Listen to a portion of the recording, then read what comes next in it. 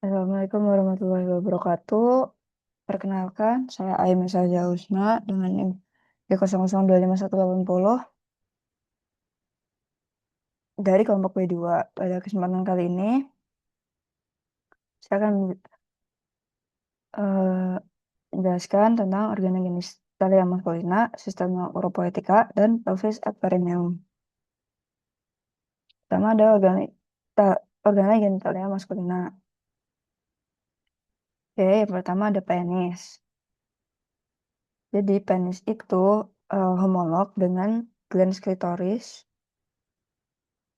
pada wanita, cuman ya glans penis kan di laki-laki gitu. Oke, sorry.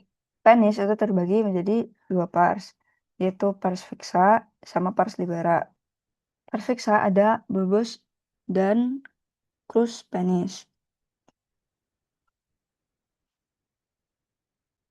Yang ini, eh,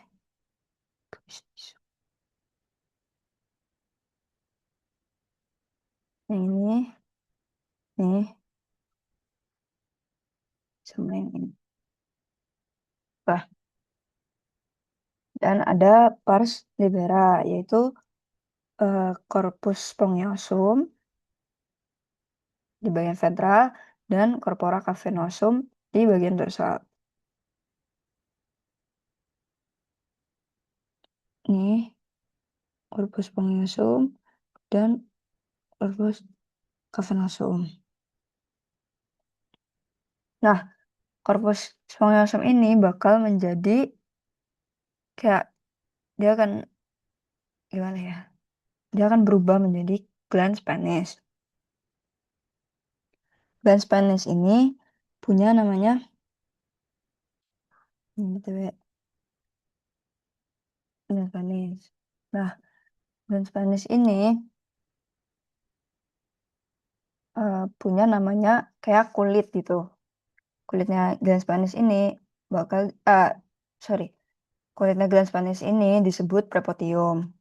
Prepotium bakal dihubungkan dengan glans penis oleh lipatan yang namanya frenulum preputii.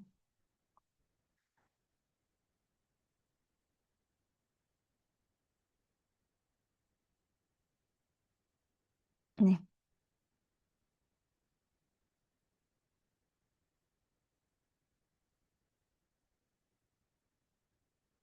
Oke, selanjutnya ada skrotum. Kita mulai dari lapisan-lapisan dari skrotum. Yang pertama pastinya adalah kulit.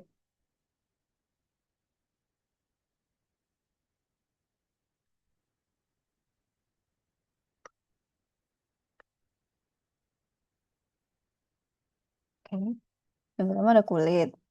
Yang kedua ada fascia dartos dan musculus dartos. Ya, dari sini sudah bisa sih. Ada kulit, fascia dartos, kemudian ada fascia spermatica externa.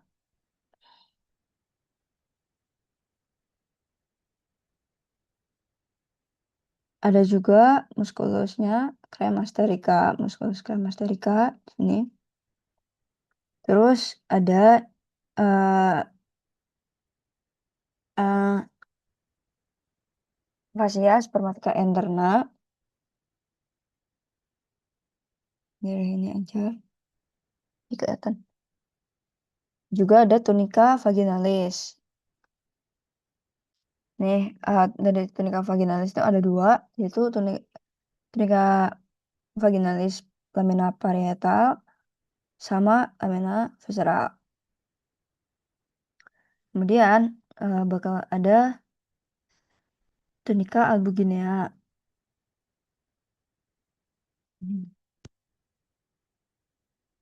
Dan juga tunica vasculosa, kemudian baru substansia testis. Sebenarnya kalau ini bagian bukan dari bagian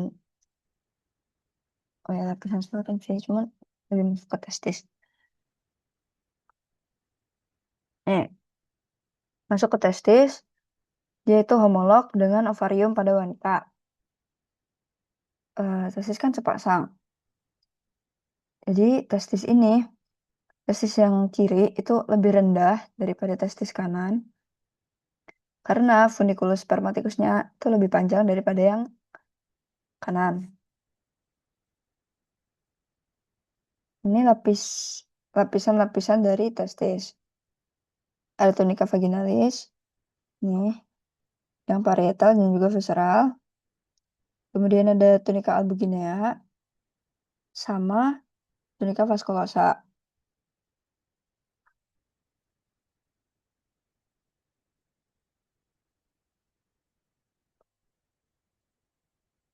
Oke, ini adalah perjalanan sperma.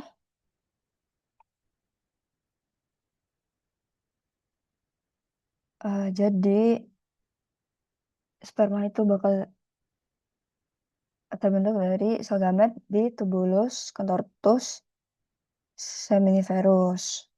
Kemudian dia bakal apa ya namanya?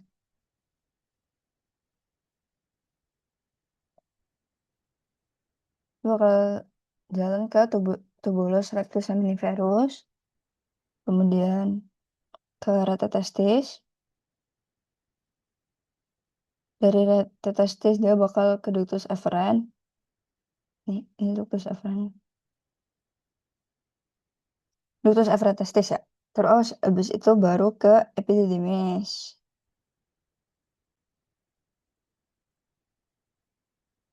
Habis dari epididymis bakal ke ductus deferens. Panjang. Ya, ductus deferens. Nah, di ductus deferens ini bakal ada ampulanya. Baru dari ampula ini dia masuk ke ductus ejaculatorius yang bakal bersatu dengan vesiculus seminalis atau seminal vesicle. Itu bakal ke ostium ductus ejaculatorius. Kemudian habis dari situ bakal ke uretra pars prostatica. Habis dari uretra pars prostatica dia turun lagi ke bukan turun ya. Lanjut lagi ke pars membran nasea. Habis itu bakal ke pars spongiosa, baru ke ostium uretra externum.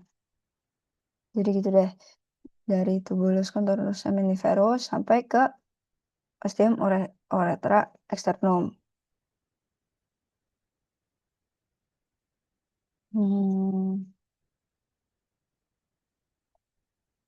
Untuk bagian klinis dari UGM ada testicular torsion. Testicular torsion itu apa? Testicular torsion itu funiculus spermaticusnya itu kayak terpelintir gitu, yang akibatin strangulasi atau strangled gitu di arteri testicularisnya, yang kalau misal strangled gitu bisa nyebabin nekrosis testis. Jadi ini normal. Nih, testicular arterinya ada. Sedangkan di sini tuh strangled gitu.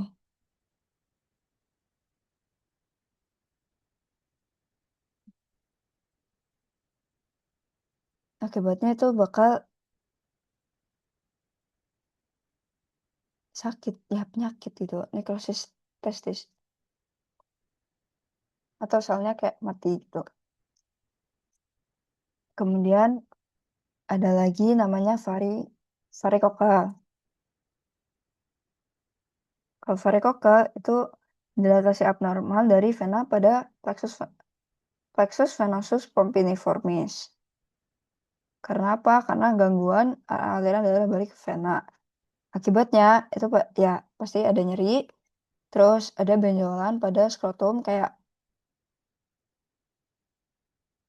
kayak apa ya benjolannya, kayak pokoknya ada benjolan banyak gitu di skrotumnya, titik-titik gitu, kayak ya benjol-benjol mana gitu.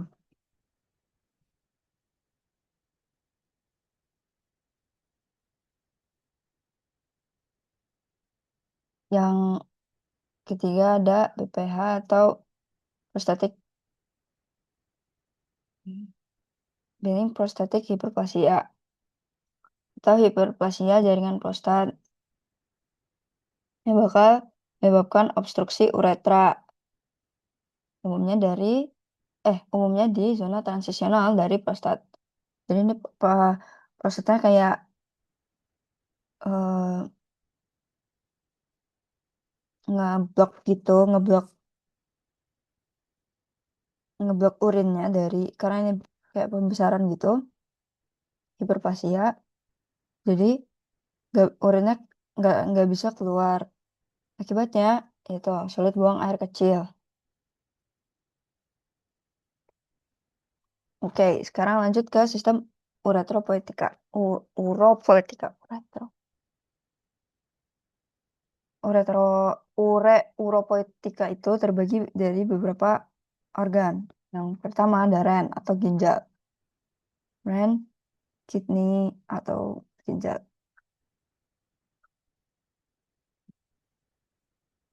Ren ini termasuk organ retroperitoneal yang terletak pada dinding posterior pada abdomen. Hmm,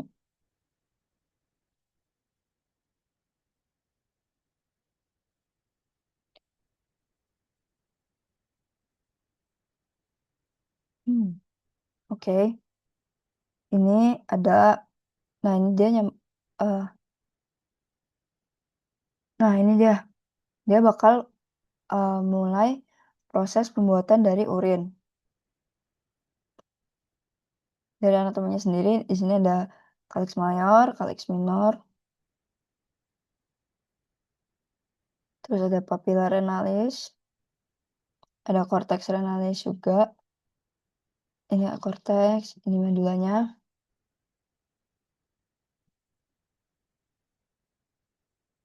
terus nyambung ke ureter.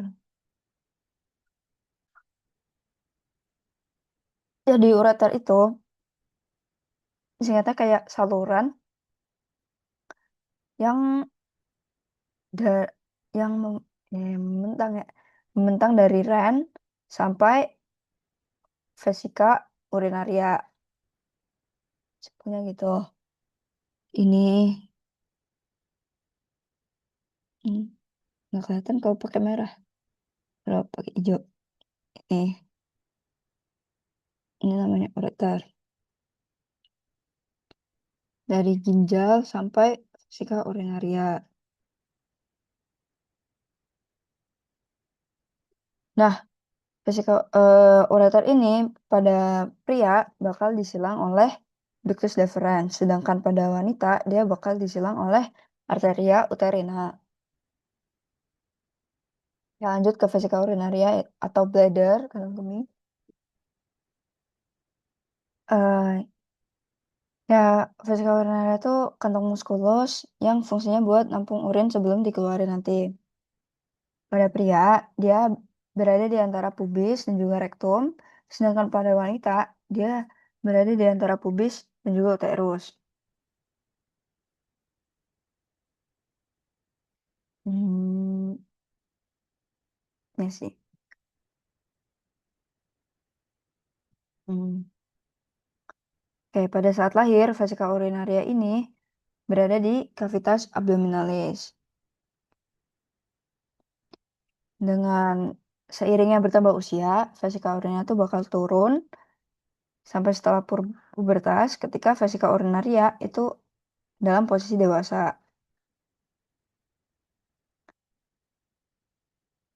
Mmm, oke lanjut ke uretra. Uretra itu tadi saluran yang berawal dari basis vesika urinaria hingga ostium uretra eksternal, di mana kayak eh, di mana tadi Oh, belum ya? Belum lagi. Oke. Jadi, uretra itu juga dibagi menjadi beberapa pars.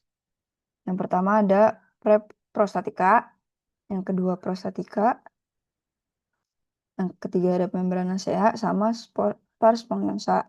Kemudian baru apa namanya? Ostium uretra externum. Pada pria, uretra itu umumnya panjang. Jadi dia 18 sampai 20 cm. Udah panjang banget. Tapi pada wanita itu pendek, cuma sampai 4 sampai 5 cm doang.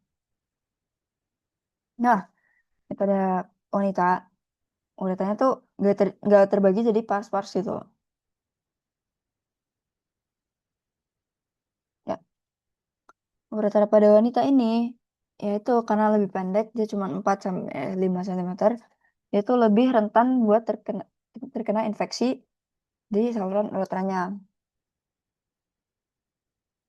Eh,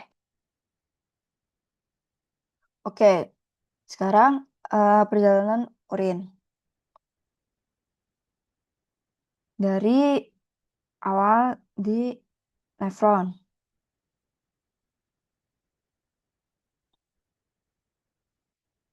Dari nefron,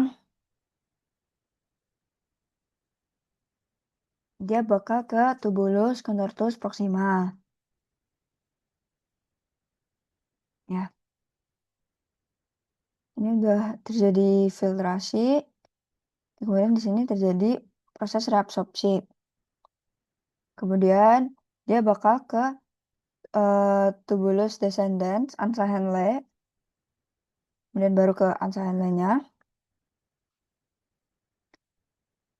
Medula Ansahenle kayak membentuk lengkung gitu. Terus baru naik lagi ke tubulus ascendens, Ansahenle. Baru dia ke tubulus contortus distal di mana terjadi proses augmentasi. Kemudian dia bakal ke tubulus collectivus. Dari collectivus, tubulus dari ya tubulus collectivus. Ya, dari tubulus collectivus itu dia bakal masuk ke papilla renalis, terus ke calyx minor, calyx major, pelvis renalis, baru ke ureter.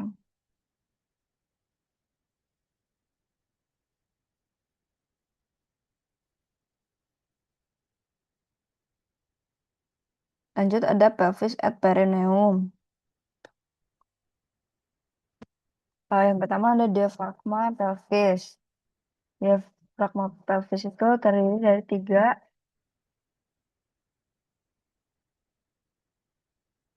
apa ya, tiga gitu. Ada musculus, itu musculus levator ani sama musculus cereus, dan membrana perinei dan spatium perinei profundum. Eh levator ani itu terbagi jadi tiga musculus. Ada leococcygeus,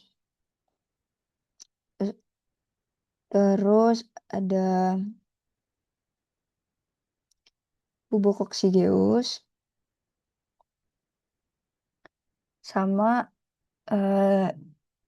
ischiococcygeuss.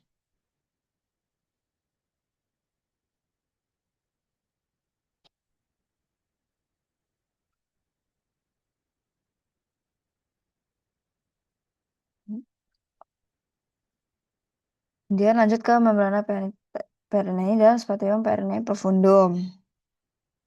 Jadi membrana perinei itu di sini kan ada celah kecil di antara perineal membrane sama ligamentum pubicum inferius. Nah, di atasnya itu ada ruangan bernama spatium perinei profundum.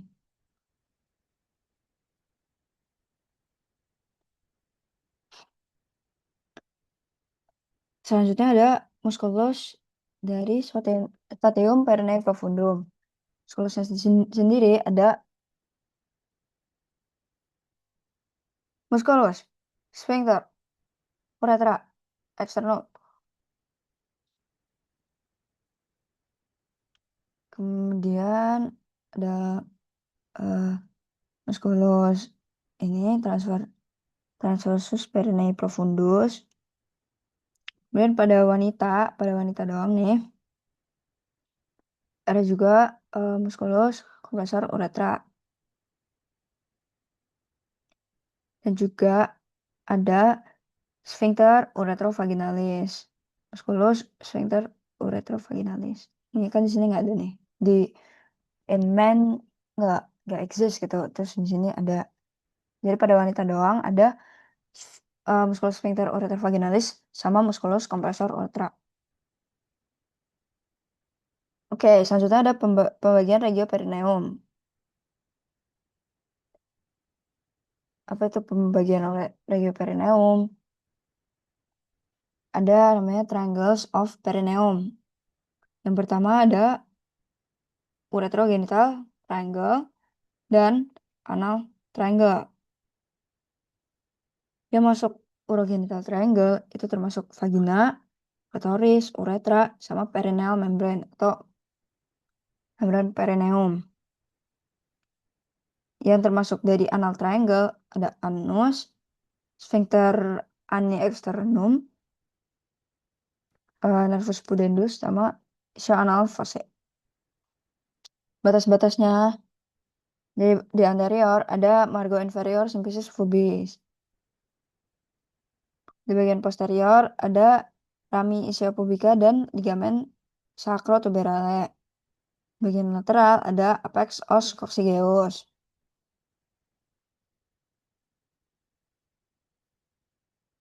Oke, selanjutnya perbedaan dari uh, pelvis wanita dan pria. Ini bisa dilihat dari angle-nya dulu. Angle-nya tuh punya male atau pria itu lebih sempit. Oke, juga adductus pelvisnya wanita itu bulat. Sedangkan yang pria itu bentuknya kayak jantung, seperti jantung. Exitus pelvis pada wanita juga luas, sedangkan pada pria itu sempit. Os sacrumnya pada wanita dia pendek, luas tapi kurang melengkung, sedangkan pada pria dia panjang, sempit, dan melengkung ke depan. Os coccygeusnya pada wanita dia lentur, sedangkan pada pria dia kuat. Ada juga os ilium. Kalau di female itu dia miring, kalau di pria itu dia lebih tegak. Dari tulang pelvisnya sendiri, punya female atau punya perempuan itu tipis, dia tidak kuat. Sedangkan pada pria dia tebal dan kuat. Hmm, Kalau nggak salah pada wanita tuh acetabulumnya juga kecil, sedangkan punya pria itu luas. Kemudian ada dari spina ischiadicanya. Spina ischiadica pada perempuan itu nggak menonjol, sedangkan pada laki-laki dia menonjol. Oh, oh, enggak. Ada incisura ischiadica juga. Pada wanita dia luas dan juga dangkal, sedangkan pada pria itu dia sempit dan juga dalam. Ya, dangkal dalam. Oke, selanjutnya ada bidang Hodge. Ini bidang Hodge 1 itu ditarik setinggi adductus pelvis. Sedangkan bidang Hodge 2 itu ditarik melalui tepi bawah dari simfisis os pubis. Bidang Hodge 3 ditarik setinggi spina ischiadica. Bidang Hodge 4 ditarik setinggi os coccygeus. Mereka semuanya ditarik sejajar. Jadi ya ini sejajar semua. Oke, selanjutnya ada episiotomi. Episiotomi itu kayak episiotomi itu kan kayak dibuka gitu ya. Episiotomi itu terbagi, jadi 2, yaitu episiotomi median dan medial lateral. Kalau median, dia dari garis tengah komisura posterior lurus ke bawah, tapi dia nggak sampai ngenai serabut sphincter ani. Sedangkan, kalau episiotomi medial lateral itu dari midline dimulai 45 derajat. Oke, baik, demikian yang dapat saya sampaikan. Kurang lebihnya mohon maaf. Wassalamualaikum warahmatullahi wabarakatuh.